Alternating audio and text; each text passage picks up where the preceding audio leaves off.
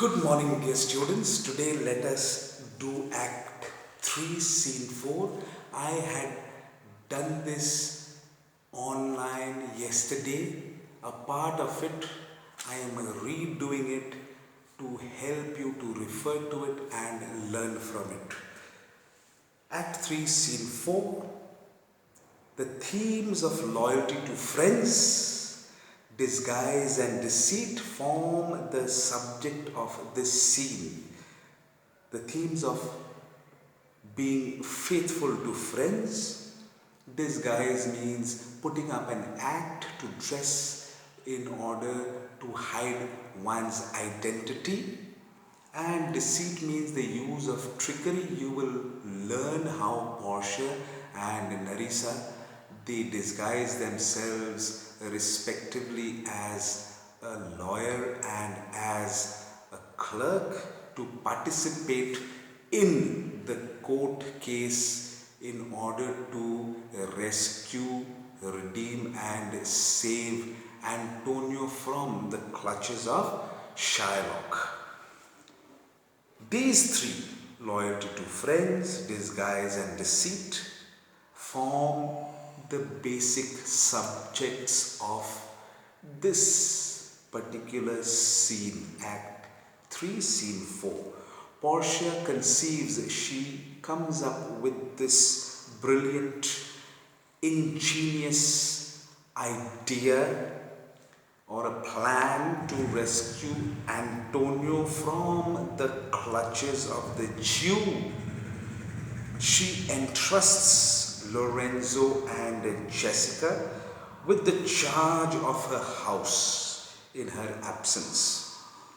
She sends a messenger to Dr. Valerio in Padua, seeking from the famous, well-known doctor of law, a letter recommending her to the Duke of Venice. The letter recommending her name to the Duke of Venice so that the Duke would allow her, accept her to participate in the court case to rescue Antonio.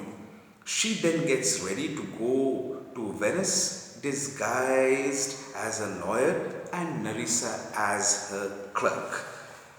Scene 4, Belmont, a room in Portia's house. Enter Portia, Nerissa, Lorenzo, Jessica and Balthazar. Lorenzo speaks and says, "Madam, although I speak it in your presence, you have a noble and true conceit of godlike amity, which appears most strongly in bearing thus the absence of your lord." What it all means is, Lorenzo says, with respect, calling Portia Madam, although he said he was taking the freedom, the liberty to speak right before her, in her presence, in a frank, honest and bold manner, express his thoughts and his observation of her as a wife to Bassanio, that she had a pure, uncorrupted and true understanding of the godlike, divine, sacred relationship which existed between her husband Lord Bassanio and Antonio, his close friend. And this understanding of the purity of their relationship as friends is or was shown or displayed very clearly in the manner in which she endured, in the manner in which she coped up with, in the manner in which she dealt with the absence of her husband Lord Bassanio from Belmont right away after their marriage.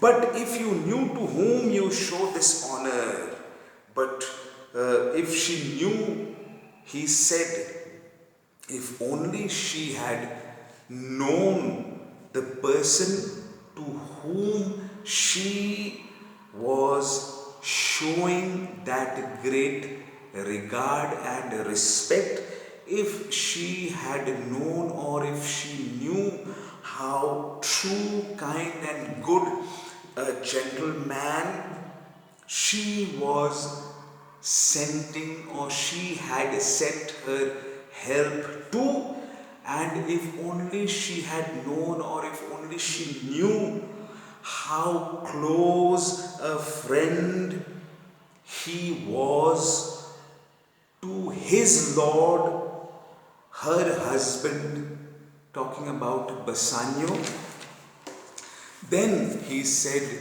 he knew very well for sure that she would be prouder of the great service that she had shown towards Antonio more than the usual acts of kindness that she had shown in the past to many ordinary people, from which she could draw or from which she could force herself to experience the same kind of pride.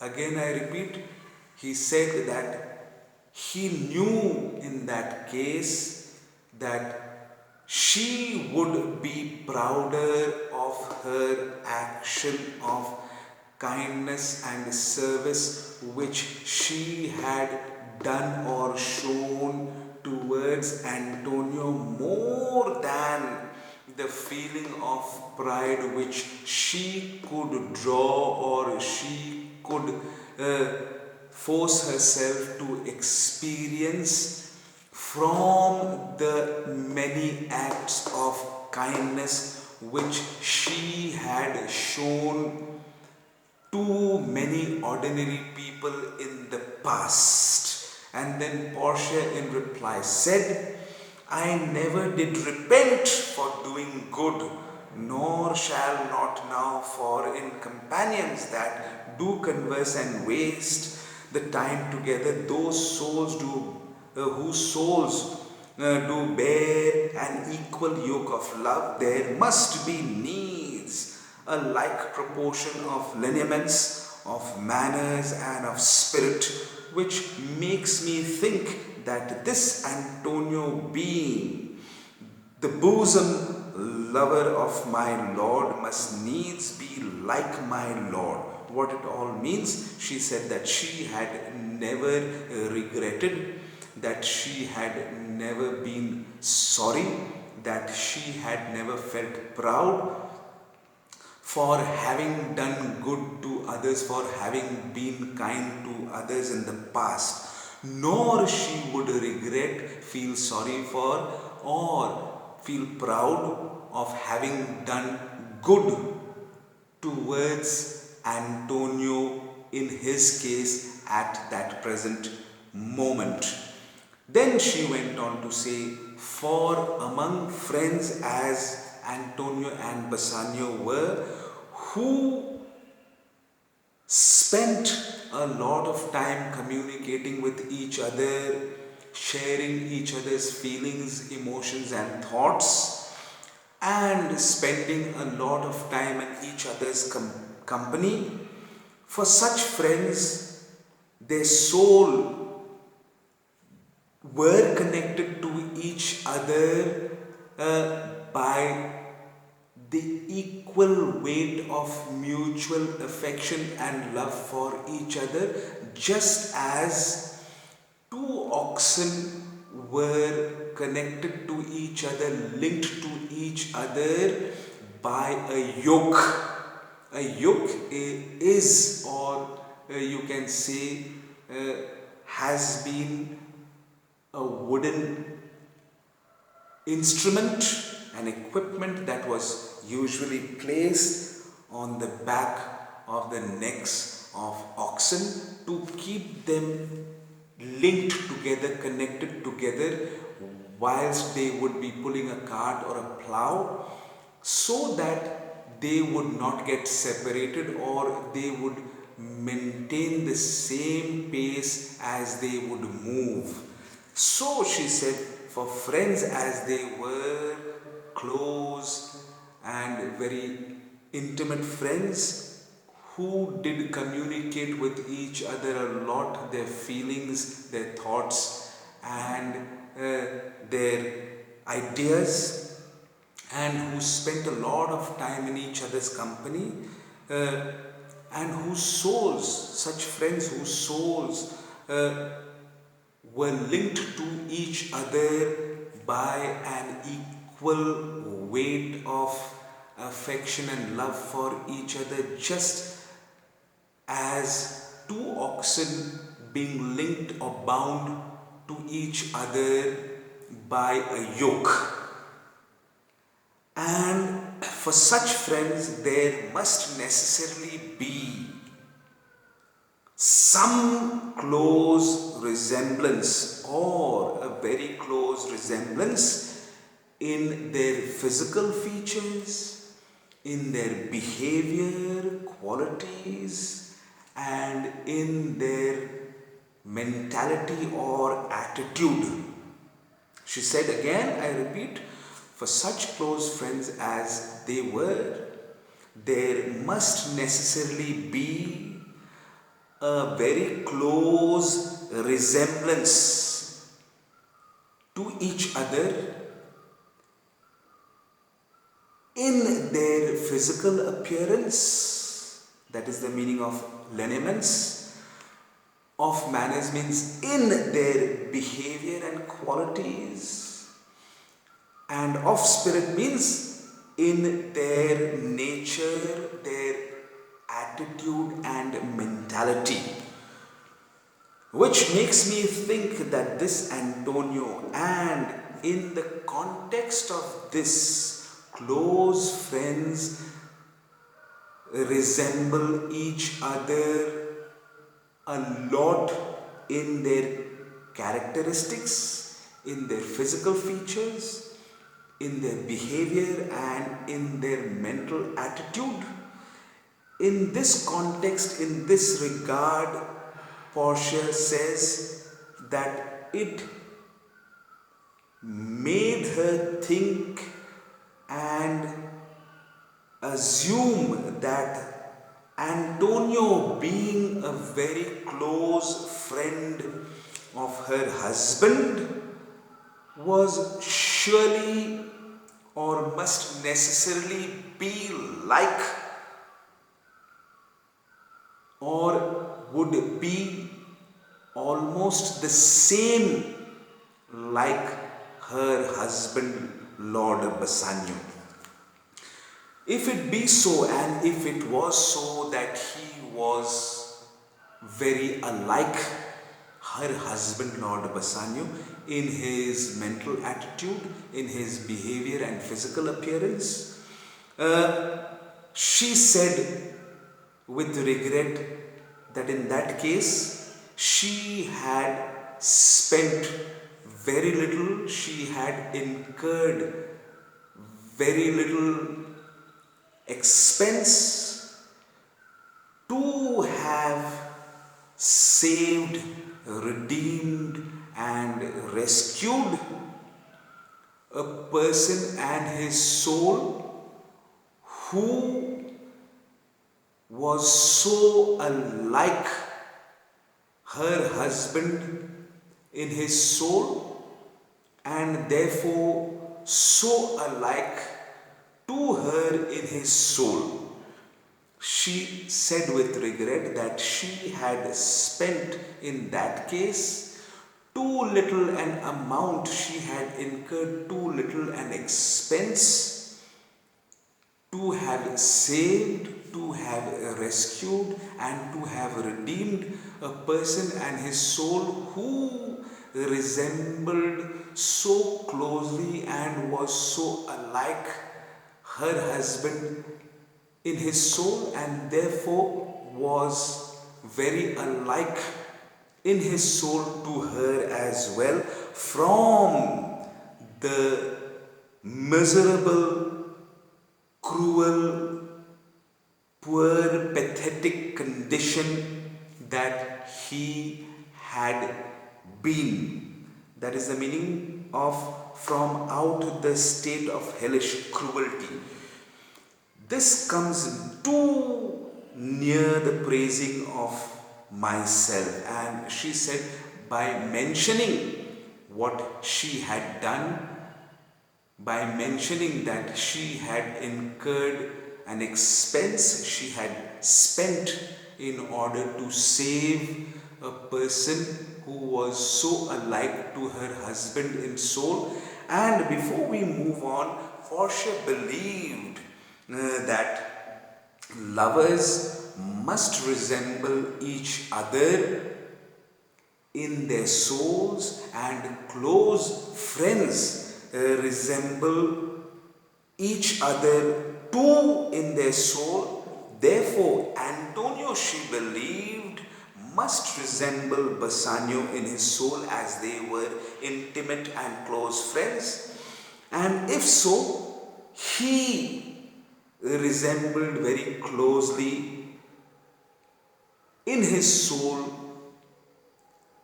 to be very unlike her soul itself.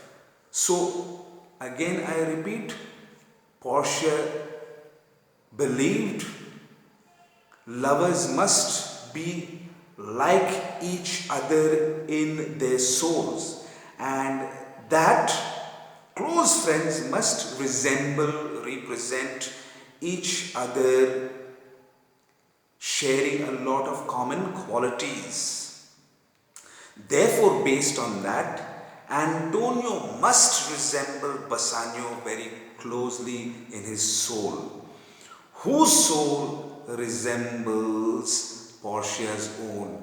And since Bassanio was her lover, his soul resembled a lot to be like her soul.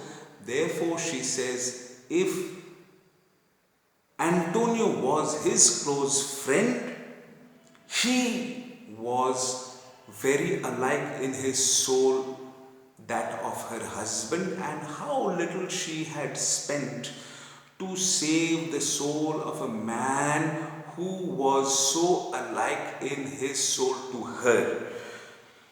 So, then she went on to say, by saying that, by mentioning that she had spent to save Antonio, she had come very close to praising herself, blowing her own trumpet. And she, as a humble and simple person, did not want to do so. So she asked Lorenzo that she would not want to speak any further on that topic. Instead, she would want to speak to him and he listened to her on a different topic that she wanted to talk to him about. Lorenzo, she said, I commit into your hands the husbandry and manage of my house. She said that she was entrusting, commits means entrusting him with the control. Husbandry means the control, and manage means the management of her palace and house in her absence and the absence of her husband from Belmont till he returned back from Venice. For mine own part, I have toward heaven breathed a secret vow to live in prayer and contemplation, only attended by Nerissa here, until her husband and my lord's return. And what did she mean to say? As far as she was concerned, she had made a quiet and secret promise to God in heaven that she would lead a life of simplicity, a life of prayer and meditation, away from the comforts and luxuries of her palace, only to be attended by Narisa and no one else, only in the company of Narisa and no one else, until her husband, until Graciano, Narisa's husband, and her husband Lord Bassanio return from Venice. There is a monastery 2 miles off, and she said there was a monastery 2 miles away from her house, her palace, and she had planned to go and live there during that time until her husband returned from Venice. Abide means dwell and live there. I do desire you not to deny this imposition, the which my love and some necessity now lays upon you. Meaning to say that she wished that he would not refuse to carry out and accept the task that she was entrusting him with to carry out as a favor to her. And this task of taking care of her house, she was forced to lay it upon him as a result of her love for Bassanio and her engagement with Bassanio, and some other important urgent matters which required her attention. Because of these, she was forced to entrust him with the responsibility of taking care of her house in her absence. And by saying the which my love, the which means referring to the task of him taking care of her house, my love means showing respect to him, and also telling him about how she was pressed by this issue of her being in love with Bassanio. Therefore she would not want to remain there back in Belmont, and there were some other important urgent matters to attend to. So, due to which she was forced to hand over and entrust him with the charge of taking care of her house in her absence. Lorenzo said,